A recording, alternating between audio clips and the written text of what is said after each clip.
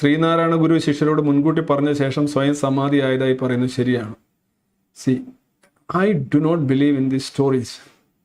ശ്രീനാരായണ ഗുരു അവസാനം ഒരു നിരീശ്വരവാദ ലെവലിലേക്ക് പോയ വ്യക്തിയാണ്. പുള്ളിയുടെ ജീവിതകാലം മുഴുവൻ നോക്കുകയാണെങ്കിൽ അദ്വൈതവും കഴിഞ്ഞിട്ട് നമുക്ക് ജാതിയില്ല 1916 അദ്വൈത ആശ്രമത്തിൽ നിന്ന് പുറത്തു വരുന്ന പ്രസ്താവന. എനിക്കൊന്ന് ഹി ഡൈഡ് ഇൻ 1928 ആണെന്നാണ്. അതെ, 1928 മരിക്കുന്നത്. പുള്ളി ഒരുപാട് ചിന്താപരമായി സഞ്ചരിച്ച ആളാണ്. അവസാന സമയമൊക്കെ പുള്ളി പറഞ്ഞ പല കാര്യങ്ങളും നോക്കുക. പുള്ളി നിരീശ്വരവാദിയൊന്നും ആയില്ല, ഒരു ഹിന്ദു സന്യാസി തന്നെയായിരുന്നു. പുള്ളി അദ്വൈത വിശ്വാസി തന്നെയായിരുന്നു. ക്ഷേത്രങ്ങൾ സ്ഥാപിച്ചിട്ടുണ്ട്. പക്ഷെ കുറെ കഴിയുമ്പോൾ പുള്ളി ക്ഷേത്രങ്ങൾ അല്ല, പിന്നെ വിദ്യാലയങ്ങളെക്കുറിച്ചാണ് സംസാരിക്കുന്നത്. സോ ഒരുപാട് ഇന്റലക്ച്വൽ മ്യൂട്ടേഷൻ സംഭവിച്ച വ്യക്തിയാണ്.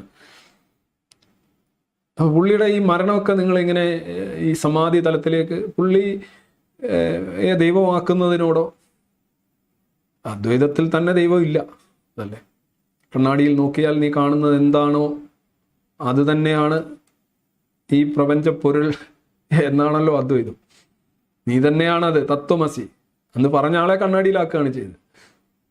ഞാൻ 2007-8 അങ്ങനെയാണ് ഹസ്യന ദൈവത്തിൻ്റെ ഇതെഴുതിയത്, ആമുഖം. ഞാൻ എന്നാ എഴുതിയൊരു വാചകമാണ്, കണ്ണാടിയിൽ നീ കാണുന്നത് എന്തോ അതാണ് ദൈവം എന്ന് പറഞ്ഞ ആളെ കണ്ണാടിയിലാക്കിയ മനുഷ്യരുടെ കാര്യമാണ് ഞാൻ പറഞ്ഞത്.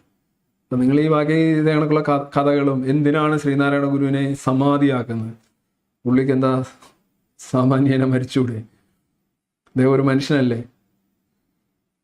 ശ്രീനാരായണ ഗുരു മാത്രമല്ലല്ലോ, വേറെ കുറേ സമാധികളുണ്ട്. റെസ്ട്രിക്റ്റഡ് ചട്ടമ്പി സ്വാമിയുടെ സമാധിയുണ്ട്, വിവേകാനന്ദൻ്റെ സമാധിയുണ്ട്, ശ്രീരാമകൃഷ്ണ പരമഹംസൻ സമാധിയുണ്ട്, കുറേ പേര് സമാധി. ഇപ്പം നിർമ്മലാനന്ദഗിരി സമാധി.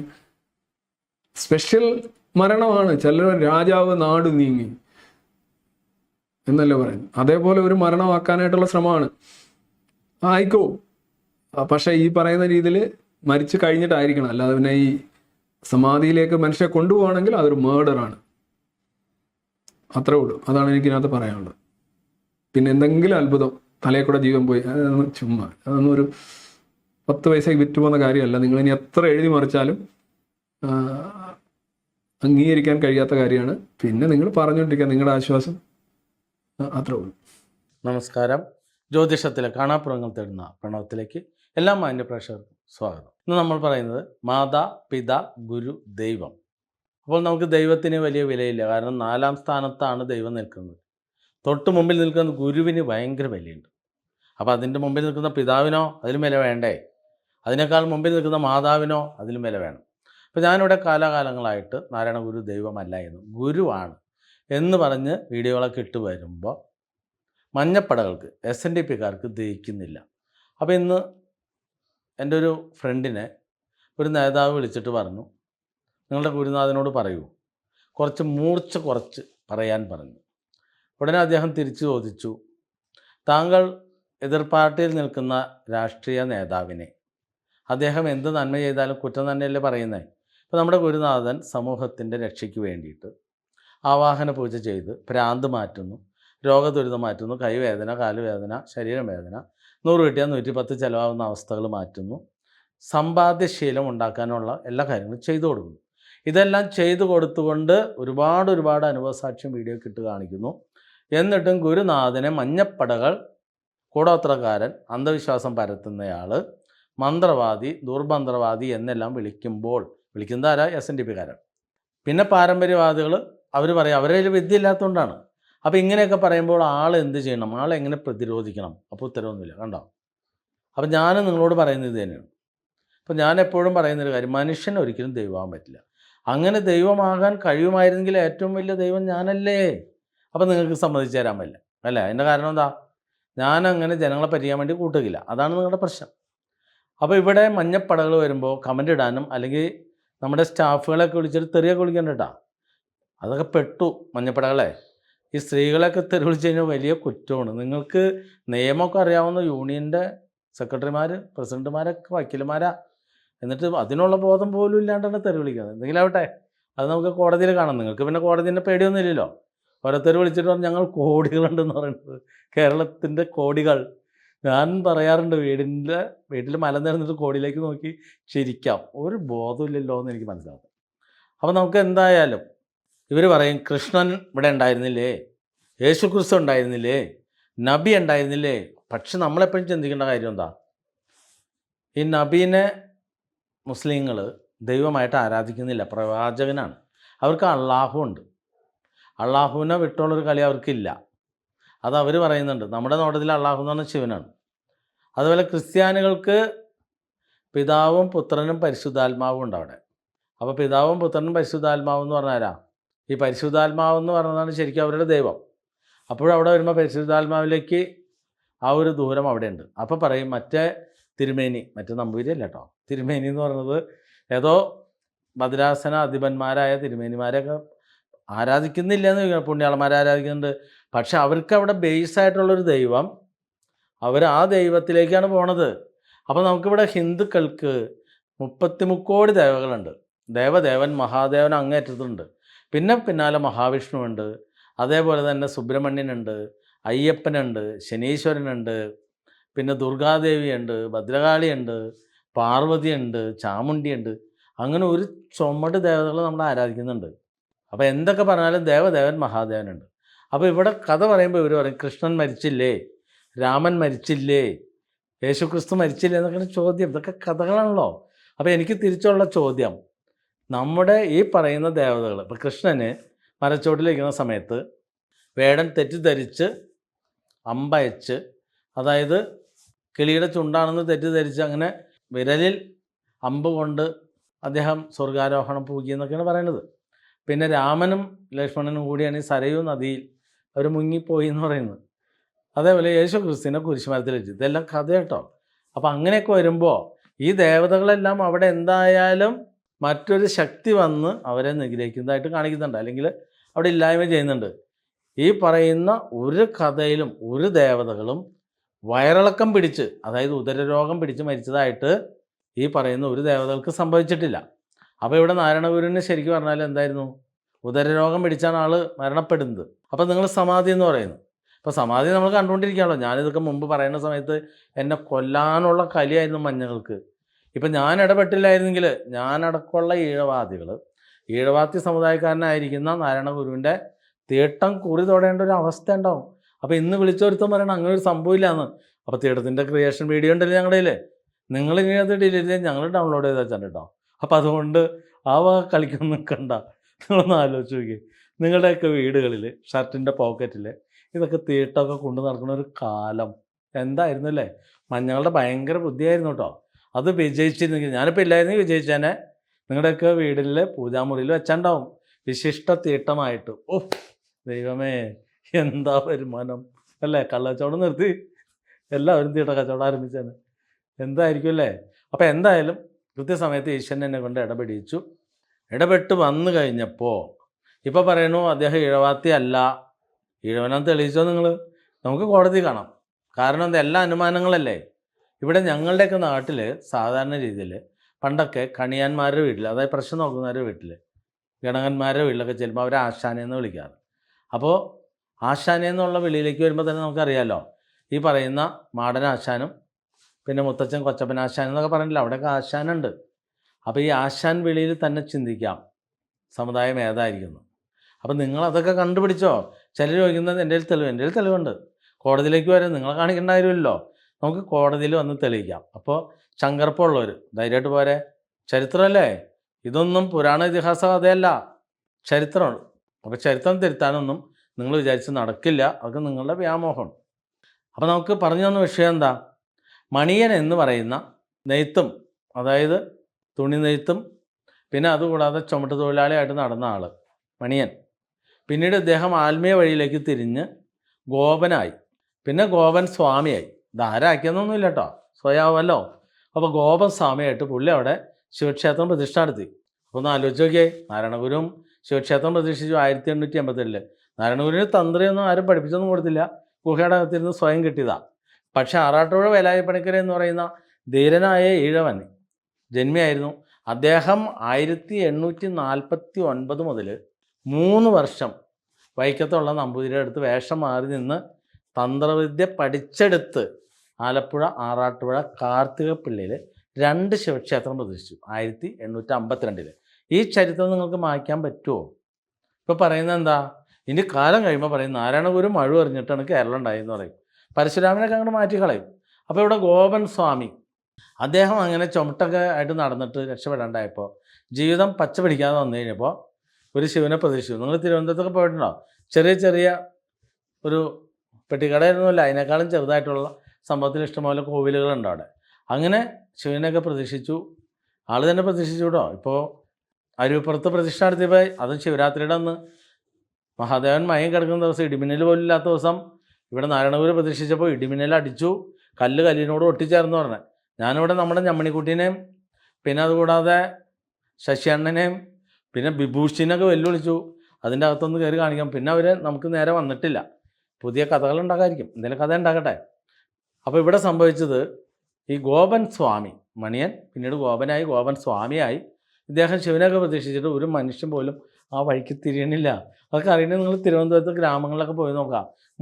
മുട്ടിനാണ് ചെറിയ ചെറിയ അമ്പലങ്ങൾ, ഒരു ചുമടുണ്ട്. അവിടെ ആര് പോകാനാ? ഞാനവിടെ കൺസൾട്ടേഷൻ ഉണ്ടായപ്പോൾ ആ ഗ്രാമങ്ങളിലൊക്കെ ഞാൻ കറങ്ങിയിട്ടുള്ളതാണ്.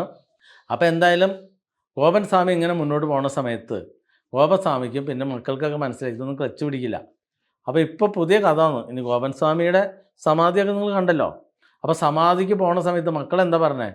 അച്ഛൻ കഞ്ഞി കുടിച്ചു. അപ്പോൾ അയൽക്കാരൻ പറയുന്നു കണ്ണും കാണൂല്ല, കിടപ്പായിരുന്നു എന്ന് പറഞ്ഞു. എന്തായാലും അമ്മയും മക്കളും പറയുന്നു ഗോപൻ സ്വാമി കഞ്ഞി കുടിച്ച് പിന്നെ ഷുഗറിൻ്റെ പ്രഷറിൻ്റെ ഗുളികയും കഴിച്ച് നേരെ കല്ലറയിലേക്ക് ചെന്നിരുന്നു. എന്താ ഒരു ഭാഗ്യമല്ലേ! ചെന്നിരുന്ന വഴി പടമായി, അതായത് സമാധിയായി. ഞാൻ മുമ്പ് വീഡിയോ ഇട്ടിരുന്ന സമാധി എന്ന് പറഞ്ഞാൽ ഒരാൾ ഒരു മാസം മുമ്പ് ഭക്ഷണമൊക്കെ നിയന്ത്രിച്ച്, അതായത് 3 നേരം എന്നുള്ള 1 നേരമാക്കി, പിന്നെ ഒരു 2 ആഴ്ച കഴിയുമ്പോൾ ഭക്ഷണം നിർത്തി, പിന്നെ ഒരാഴ്ചയും കൂടി കഴിയുമ്പോൾ വെള്ളം പോലും ഇല്ലാതെ, അങ്ങനെ കൃത്യം 1 മാസം ആകുമ്പോഴേക്കും ആൾ സമാധി. ഇതാണ് ശരിക്കുള്ള സമാധി.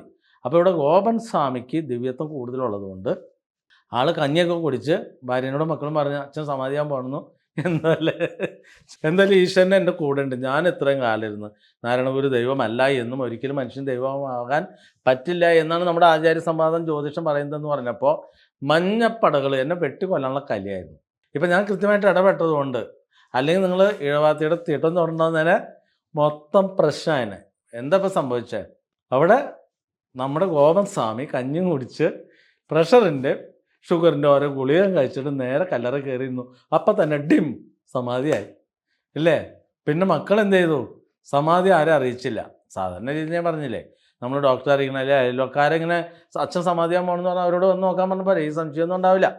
എന്തായാലും അതിബുദ്ധി കാരണം കൊണ്ട് പിന്നീട് കല്ലറൊക്കെ പൊളിച്ചു, പോസ്റ്റ്മോർട്ടം നടത്തി. ആദ്യമായിട്ട് പോസ്റ്റ്മോർട്ടം നടത്തിയ വീണ്ടും സമാധി ഇരുത്തി. അത് വലിയ പുള്ളികളൊക്കെ വന്നേ. അപ്പോൾ പ്രയാഗ്രാജിൽ നിന്ന് വരെ സ്വാമിമാർ അവിടെ കുംഭമേളയിൽ ഇരുന്ന സ്വാമിക്കുണ്ടല്ലോ വെളിപാട് വന്നു, ചാടി പുറപ്പെട്ട് കേരളത്തിലേക്ക് വന്നു. ഇവിടെ വന്ന് അദ്ദേഹം പിന്നെ സന്യാസിമാരൊക്കെ മന്ത്രജപം കൊണ്ട് ആത്മാവിൻ്റെ ആ ഒരു ഭയങ്കര പവറേ വിളിച്ചു വരുത്തി. എന്തായാലും ഇപ്പോൾ സമാധി സമ്പൂർണ്ണമായിട്ട് ഇരുത്തി, പോസ്റ്റ്മോർട്ടമൊക്കെ നടത്തി, ഫുൾ ചെമ്പട്ടൊക്കെ ഇട്ടിട്ട് ഇനിയിപ്പോൾ ഗോപൻ സ്വാമി ഇനി ഗോപൻ ഗുരുദേവനായിട്ട് മാറാണ്. കണ്ട, പുതിയ ഗുരുദേവൻ വന്നു. കാലം മാറലോ നോക്കിയേ. അപ്പം ഞാൻ മുമ്പ് പറഞ്ഞ കാര്യമൊക്കെ ശരിയായില്ലേ?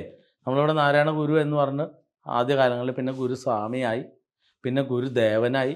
ഇപ്പം അതിന് നാരായണ ഗുരുവിനെ എതിർക്കാൻ വേണ്ടി വേറെ ഒരു ഗോപൻ സ്വാമി വന്നു. ഇനി ഗോപൻ ഗുരുദേവനാവും. അപ്പം നിങ്ങൾക്ക് തന്നെ സാമാന്യത്തിൽ ചിന്തിക്കാമല്ലോ, ഒരു മനുഷ്യനെ എങ്ങനെ വേണമെങ്കിലും ക്രിയേഷൻ നടത്തി. അത് ഈ കാലഘട്ടം എന്ന് ആലോചിച്ച് നോക്കിയേ. ഇത്രയും ടെക്നോളജിയൊക്കെ വളർന്ന് എല്ലാവരുടെ കയ്യിൽ ഫോണും ഫോണിൽ ക്യാമറയും ഇത്രയും ആധുനിക രീതിയിൽ മുന്നോട്ട് പോകുന്ന ഈ കാലഘട്ടത്തിൽ ഇത്രയും വലിയ ഒരു സംഭവം ക്രിയേഷൻ നടത്താമെങ്കിൽ, അന്ന് ഫോൺ പോയിട്ട് ഇലക്ട്രിക് ലൈറ്റ് പോലും ഇല്ലാത്ത സമയത്ത് നാരായണ ഗുരുവിനെ ദൈവമാക്കാനായിട്ട് എന്തെങ്കിലും ബുദ്ധിമുട്ടുണ്ടോ? കുമാരനാശാനും അതൊരു ഡോക്ടർ പൽപ്പും കൂടി ഒരുപാട് ക്രിയേഷൻ നടത്തി ഈ ദൈവപരിവേഷം കൊണ്ടുവന്നു. പിന്നെ ഡോക്ടർ പൽപ്പിൻ്റെ മകൻ നടരാജൻ എന്നായിരുന്നു പേര്. പൽപ്പ് 1918 ഇവിടുന്ന് പോയിട്ടോ. ആൾക്ക് മനസ്സിലായി എന്തായാലും നേരെയാക്കാൻ പറ്റില്ല. അങ്ങനെ ആൾ നേരെ UK പോയി അവിടെ ചെന്ന് സൂചിച്ച് കഴിഞ്ഞു. 1950 അവിടെ കിടന്ന മരിക്കുന്നത്. എന്നിട്ട് മകൻ അവിടേക്ക് വരുത്തി, പിന്നെ PhD എടുപ്പിച്ച് തിരിച്ച് ഇവിടേക്ക് ഇട്ടു. 1923 ഊട്ടിയിൽ വന്ന് ശ്രീനാരായണ ഗുരുകുലം സ്ഥാപിച്ചു. അത് പിന്നീട് സന്യാസിയായെന്ന് പറഞ്ഞു. ഇപ്പോൾ ആർക്കും സന്യാസിയാവാം. ഇപ്പോൾ ഈ ഗോപൻ സ്വാമിക്ക് സന്യാസിയല്ലേ? സ്വാമിയാണ്, സന്യാസിയാണ്, മക്കളുണ്ട്. അപ്പം നമുക്ക്, ഞാൻ പറയില്ല, മഹർഷി എന്ന് വേണമെങ്കിൽ പറയാം. ഇത് തന്നെ മകനോട് ചോദിക്കുമ്പോൾ പറയണത് എന്താ? മകനോട് ചോദിക്കുമ്പോൾ പറയുന്നത് അച്ഛൻ്റെ ഭാര്യ പറഞ്ഞതെന്ന് പറഞ്ഞു, അമ്മ പറഞ്ഞതല്ല കേട്ടോ എന്താ പണ്ടൊക്കെ നമ്മൾ സംബന്ധം കൂടുന്ന വീടുകളിൽ പറയും അമ്മയുടെ നായരെന്നൊക്കെ പറഞ്ഞിട്ടുണ്ട്. ഇതൊക്കെ കഥ വേറെ ലെവലിലാണ് പറയണത്. ഇപ്പം പറയണത് അച്ഛൻ്റെ ഭാര്യ പറഞ്ഞു. എന്താ ചെയ്യല്ലേ? ഇപ്പം ഞാൻ പറഞ്ഞിടത്തേക്ക് വന്നില്ലേ? അപ്പം നമുക്ക് എന്താ സംഭവം? ചില വിദ്വാന്മാർ വിളിച്ചിട്ട് പറഞ്ഞു ഗുരു എന്ന് പറഞ്ഞാൽ ആരാ? ദൈവത്തിന് മുകളിലാണ് സ്ഥാനം എന്ന് പറയണേ. അപ്പം തിരിച്ചുള്ളൊരു ചോദ്യം. അപ്പോൾ നമ്മൾ പറഞ്ഞില്ലേ മാതാ പിത ഗുരു ദൈവം. അപ്പോൾ ദൈവത്തിൻ്റെ മുകളിൽ ഗുരു ആണെങ്കിൽ ഗുരുവിൻ്റെ മുകളിൽ പിതാവുണ്ട്, പിതാവിൻ്റെ മുകളിൽ മാതാവുമുണ്ട്. അപ്പം നമ്മൾ എന്തിനാ ഈ ഗുരുക്കന്മാരുടെയും ദൈവങ്ങളുടെയും പിന്നാലെ പോണേ? അവനവൻ്റെ വീട്ടിലുള്ള മാതാവിനെ പിതാവിനെ അങ്ങോട്ട് ആരാധിച്ച പോരെ. അപ്പം നിങ്ങൾ എന്തിനാണ് ഈ പാവങ്ങളുടെയൊക്കെ വീടുകളിൽ ചെന്നിട്ട് കുടുംബ യൂണിറ്റ് മാസത്തിലൊരിക്കൽ വേണം, ദൈവദശകം രാവിലെ എഴുന്നേൽക്കുമ്പോൾ ചൊല്ലണം, വൈകിട്ട് ചൊല്ലണം, കഷായം പോലെ, പിന്നെ ഗദ്യപ്രാർത്ഥന വേണം, പദ്യപ്രാർത്ഥന വേണം, അതേപോലെ ചതഞ്ഞ ദിവസം വേറെ പ്രോഗ്രാമുകളൊന്നും വയ്ക്കാൻ പാടില്ല, പിന്നെ ചതയുടെ അന്ന് ചതയുമ്പോഴേ ചതയുന്ന ദിവസം മഞ്ഞ ചുറ്റി റോഡിലൂടെ ഷോ കാണിക്കണം, നടന്നു പോകണം, അനുഭൂതിയാന്ന് പറയണേ. ഇതൊക്കെ ചെയ്യിക്കാൻ പാടുണ്ടോ? എനിക്ക് ധൈര്യമായിട്ട് എതിർക്കാം കേട്ടോ. കാരണം ചിലർ ചോദിക്കുന്നത് ഇത്ര ധൈര്യം എന്താണെന്ന് ചോദിക്കുന്നത്. ഞാനും പറഞ്ഞതാണ്, എനിക്ക് ധൈര്യമായിട്ട് ഞാൻ ഈശ്വരൻ്റെ പിന്നാലെ ഒരുപാട് ക്ഷേത്രങ്ങളൊക്കെ പോയി ഒരുപാട് വഴിപാടും കാര്യമൊക്കെ ചെയ്ത് നടന്ന് ജീവിതം തിരിച്ചു പിടിച്ച ആളാണ്. അപ്പം അങ്ങനെ ജീവിതം തിരിച്ചു പിടിക്കാനുള്ള ഒരുപാട് വഴി കാണിക്കുമ്പോൾ ഈ മഞ്ഞപ്പടകൾക്ക് ഇവർ ബോധം കെടുത്തി കളഞ്ഞേക്കാണ്. നമ്മൾ തന്നെ നോക്കി നമ്മുടെ സമൂഹത്തിൽ ക്രിസ്ത്യാനികളും മുസ്ലിങ്ങളും അവർ പിള്ളേരൊക്കെ പഠിച്ച് നല്ല രീതിയിൽ ജയിച്ചൊക്കെ വന്നു കഴിയുമ്പോൾ അവർ വിദേശങ്ങളിൽ പോകുന്നു, ഇഷ്ടംപോലെ പൈസ ഉണ്ടാക്കാൻ ശ്രമിക്കുകയാണ്. ഇത് തന്നെ ഈ മഞ്ഞകളുടെ മക്കൾ 18 വയസ്സാകുമ്പോഴേക്കും ശാന്തിക്കാർ, ഈ മഞ്ഞയുടെ ശാന്തിക്കാർക്കൊരു പ്രത്യേകത ഉണ്ട്. പിള്ളേർ 18 വയസ്സാകുമ്പോഴേക്കും കെട്ടിച്ചിൽ ഓടിപ്പോകുമെന്ന് പറയണത്. അപ്പോൾ തന്നെ കാരണവന്മാരെ പിടിച്ച് കെട്ടിക്കും. നല്ല മെടുക്കാട്ടോ. ഒരു കൊല്ലം കഴിയുമ്പോഴേക്കും ഒക്കത്തൊരു കൊച്ചും വരും, പിന്നെ അടിപിടിയായി, പിന്നെ ഡിവോഴ്സ്, വീട്ടിൽ കലഹം മൂക്കുവീഴ്ചിലായി.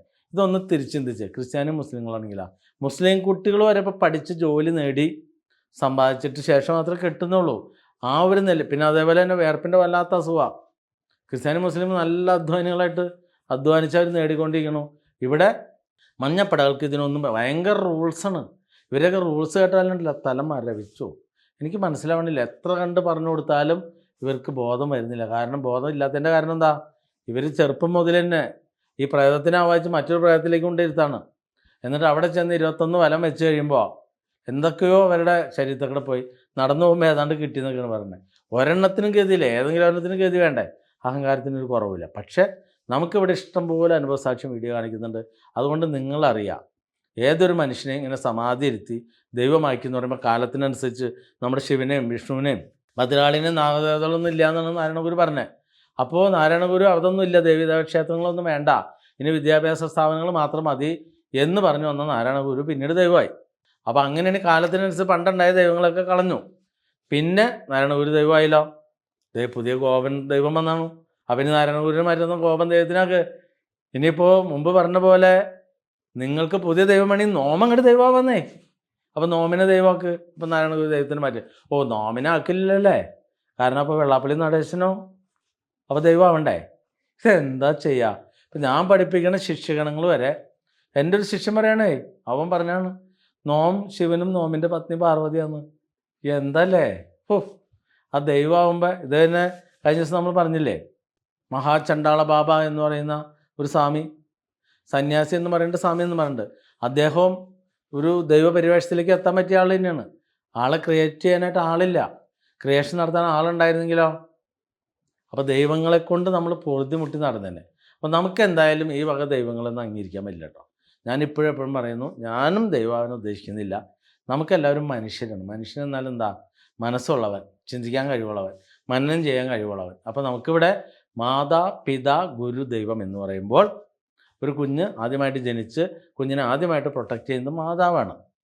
മാതാവിനെ പ്രൊട്ടക്റ്റ് ചെയ്യുന്നത് പിതാവാണ്. പിതാവിനും മാതാവിനും വിദ്യകളൊക്കെ പറഞ്ഞു കൊടുക്കുന്ന, അറിവ് കൊടുക്കുന്നത് ഗുരുവാണ്.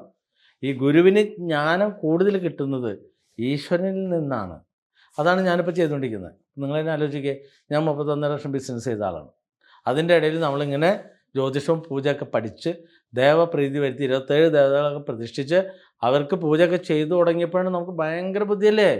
ഏതൊരു കാര്യത്തെക്കുറിച്ച് അന്വേഷിച്ചാൽ കൃത്യമായിട്ട് ഈശ്വരൻ അതിന് പറ്റിയൊരാളെ നമ്മുടെ മുമ്പിലേക്ക് കൊണ്ടുവരും. അപ്പം അങ്ങനെ വിവരം അറിഞ്ഞിട്ടാണ് കൃത്യമായിട്ട് ധൈര്യമായിട്ട് വെല്ലുവിളിച്ച് പറയുന്നത്. ഇവിടെ നിയമവാഴ്ചയുള്ള നാടല്ലേ. അപ്പം നിങ്ങൾക്ക് കയ്യൊക്കെയുള്ള കാര്യക്കാരനാണെങ്കിൽ അത് ശരിയാവുമോ? അങ്ങനെ ശരിയാവില്ലല്ലോ. അങ്ങനെ പിന്നെ അംബേദ്കർ ഭരണഘടന കൊണ്ട് വല്ല ഗുണമുണ്ടോ? നമുക്ക് രാമായണം മഹാഭാരതമൊക്കെ വായിച്ച് കൗബിനും നൂലും ധരിച്ചു വന്നവരൊക്കെ വച്ചനിച്ച് നിൽക്കാം. അതെന്തായാലും നടക്കില്ല. നമ്മളിപ്പോൾ ഡ്രസ്സൊക്കെ ഇട്ടല്ലേ നടക്കുന്നത്. അപ്പോൾ ആർഷഭാരത സംസ്കാരം എന്നൊക്കെ പറഞ്ഞ് ചിലർ വരുമ്പോൾ തുണി കോണമില്ലാത്ത സംസ്കാരമാണോ? അതൊക്കെ മാറിക്കളഞ്ഞില്ലേ? എല്ലാവർക്കും അറിവും വിദ്യാഭ്യാസവും അതേപോലെ തന്നെ ആലോചന ശക്തിയൊക്കെ ചിന്തിക്കാനുള്ള കഴിവൊക്കെ കിട്ടി. അപ്പം നിങ്ങളാണ് തിരിച്ചറിയേണ്ടത്.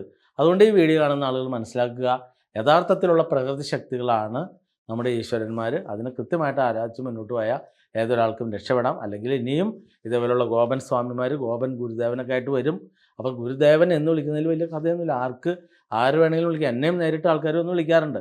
ഞാൻ അവരോട് പറഞ്ഞ് ഗുരുദേവൻ എന്ന് വിളിക്കല്ലേ, ഗുരുനാഥൻ എന്ന് വിളിച്ച് പഠിക്കൂ. ഗുരുനാഥൻ എന്ന് പറഞ്ഞാൽ എന്താ?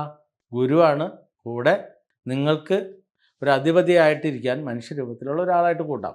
അപ്പോൾ ചിലർ പറഞ്ഞ കുതന്ത്രിയാന്ന് പറയുന്നത്. കുതന്ത്രി എന്തായാലും എന്നെ തന്ത്രം പഠിപ്പിക്കാനായിട്ട് എൻ്റെ ഗുരുനാഥൻ ഉണ്ടായിരുന്നു കേട്ടോ. ഞാൻ അദ്ദേഹത്തിന് വളരെ വളരെ ബഹുമാനത്തോടെ പറയുന്നത്.